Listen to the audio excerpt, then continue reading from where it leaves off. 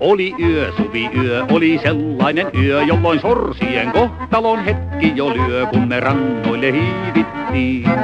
Kun me rannoille hiivittiin.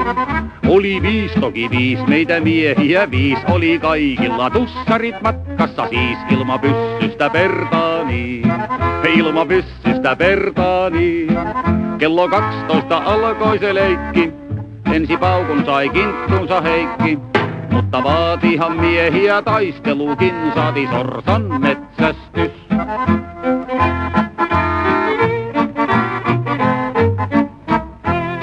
Sorsat ui toki ui, sorsat järvellä ui, ja ne kauhusta varmaankin halvaantui, kun ei lähteneet lentämään. Kun ei lähteneet lentämään. Ja me vaan toki vaan, ja me veikkoset vaan, käytiin innolla sorsia vainoamaan, eikä peljätty ensinkään, eikä peljätty ensinkään. Käsikarnaatin sokka kun aukes, niin se Eemelin nyrkissä laukes.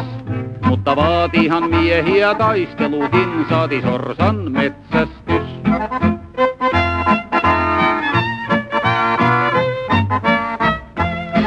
Pauke soi toki soi, pauke yössä se soi, kuului huutoja, hakkaa jo päälle hohoi, pankaa sorsia matalaks. Pankaa sorsia matalaks. Lieska löi toki löi, lieska piipusta löi, joku hengessään sorsaisen paistin jo söi, joku toinen söi vissiin kaks. Joku toinen söi vissiin kaks. Ranta törmäntä lipsahti Kalle, varttitunniksi aaltojen alle. Mutta vaatihan miehiä taistelukin, saati sorsan metsästys.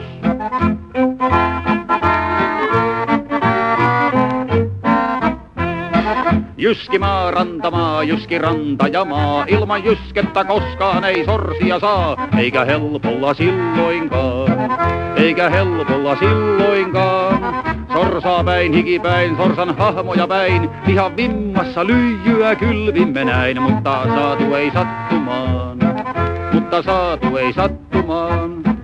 Kyllä sattui, mut kuulan sai Julle, Julle puolestaan soi saman mulle.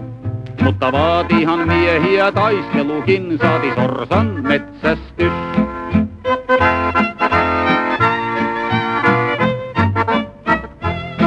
Nousi koi, aamun koi, nousi aamuinen koi, ambulanssi kun meitä jo kaupunkiin toi. Lasarettiin me mentiin niin, lasarettiin me mentiin niin.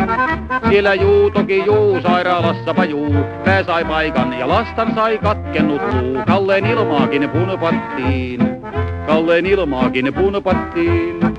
Ja kun tohtori tikkejä neuloi, niin hän mietteensä ilmoille seuloi, että vaatihan miehiä taistelukin, saati sorsan metsästys.